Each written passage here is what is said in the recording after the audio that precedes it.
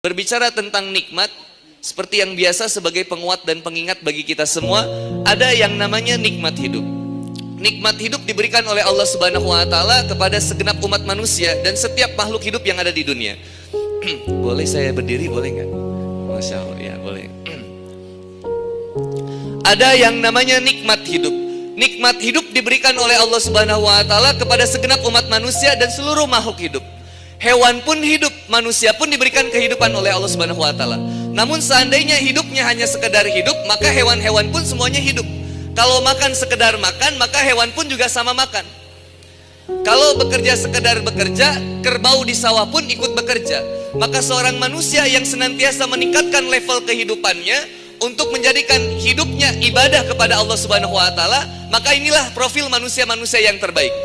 Menjadikan dunia sebagai tempat beribadah, bukan hanya menjadikan ibadah untuk mendapatkan apa yang ada di dunia, tapi menjadikan setiap kehidupannya yang di dunia ini untuk menjadi sarana beribadah kepada Allah Subhanahu wa Ta'ala. Dari bangun tidur sampai tidurnya lagi beribadah kepada Allah Subhanahu wa Ta'ala. Lisan dijaga, penglihatan dijaga, pendengaran dijaga, setiap langkah kaki kita pun dijaga. Maka hati kita pun akhirnya terjaga. Maka seandainya setiap manusia mengeluhkan kehidupannya di dunia, maka mengeluh itu salah satu ciri kita menghilangkan eksistensi Allah dalam kehidupan kita. Macet, tin, tin, tin, semakin dibalas klakson, semakin dibalas klakson lagi. Semakin sering ngomong kasar, bakal mendapatkan omongan kasar dari orang lain. Lisan kita kalau biasa ngomong, mohon maaf ya, ngomongnya kasar. Kalau ngomongnya kasar, otomatis ketika dia kaget pun yang akan dia bicarakan omongan yang kasar.